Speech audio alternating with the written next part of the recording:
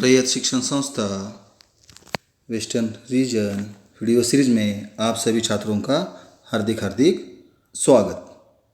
कक्षा 9वीं विषय हिंदी पूरक पठन छठा ए सखी वीडियो क्रमांक 14। नमस्ते बच्चों, आज हम पूरक पठन छठा ए सखी देखने वाले हैं।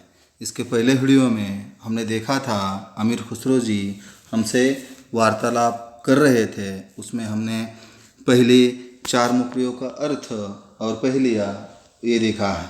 तो उससे आगे अमीर खुसरो जी आज हमसे क्या कहना चाहते हैं इस मुखरियों से, इस पहेलियों से, वो हम देखने वाले हैं। तो प्रकट वचन के साथ साथ उसका स्पष्टीकरण और वह साथ में ही देखते हैं। हिंदी लोक भारती 9वीं कक्षा।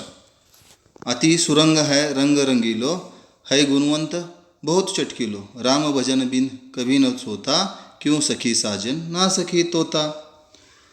अर्धनिशा वह आयो भवन, सुंदरता बरे न कवि कौन, निरखत ही मन भयो आनंद, क्यों सखी साजन ना सखी चंद।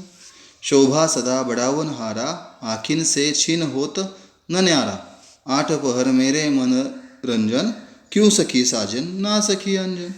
जीवन सब जग जासो कहे, वा बिनु नेक धर नीरज रहे, हरे चिनक में ही य की पीर, क्यों सखी साजन ना सखी नीर। बिन आए सब ही सुखे भूले, आए तो अंग अंग सब फूले, सीरा भई लगावत छाती, क्यों सखी साजन ना सखी पाती।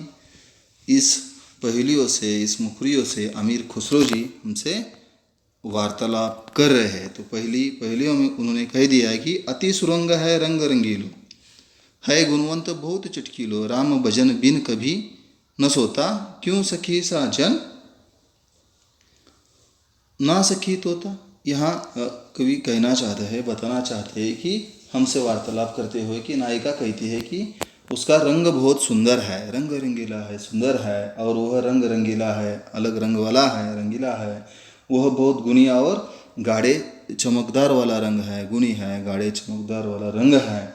वह बिना राम राम कहे कभी सोता नहीं, बिना राम का भजन के साथ, बिना भजन किए हुए कभी सोता नहीं है। और उसकी सखी पूछती है, उसकी सहेली पूछती है कि सखी क्यों वह तेरे साजन है, क्या वे तेरे साजन है।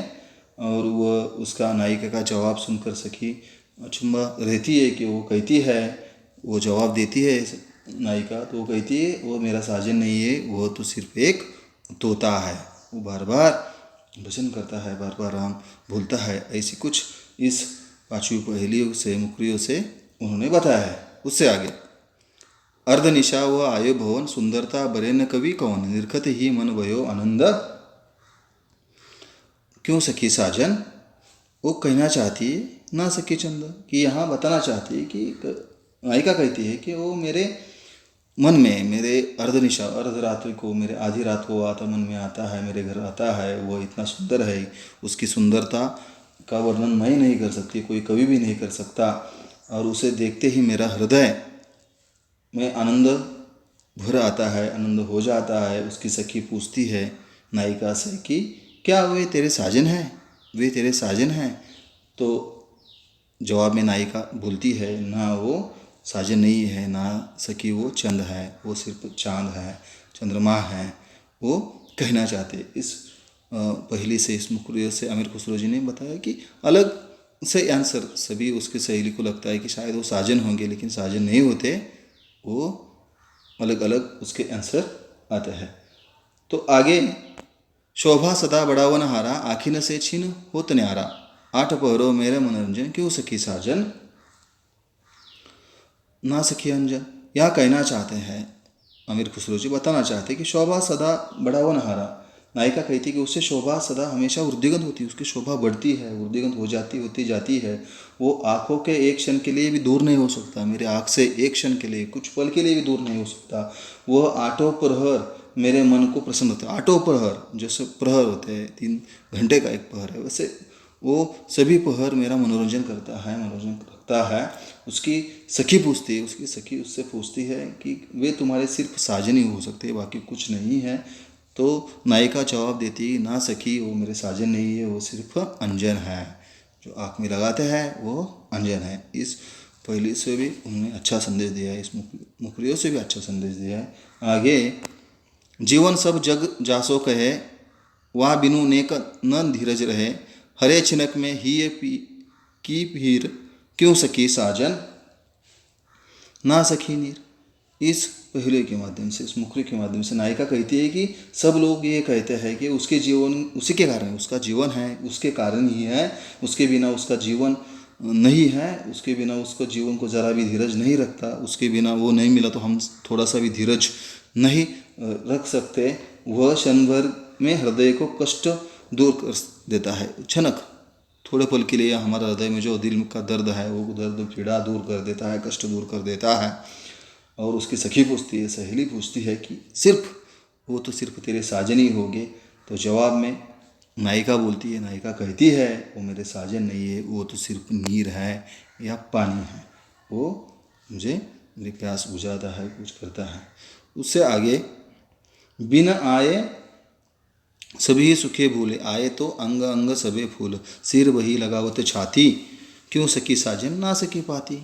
इस मुखरी के माध्यम से, आखिरी वाली मुखरी के माध्यम से, पहले के माध्यम से उन्होंने संदेश दिया है। अमीर खुसरो जी बताना चाहते हैं कि नायिका कहती है कि जब वह नहीं आता तो कुछ अच्छा नहीं लगता, वो आया नहीं तो कुछ अच्छा नहीं होता, अच्छा नहीं लगता, सभी सुख भूल जाते हैं, सभी सुख है वो सभी कुछ भूल जाते हैं।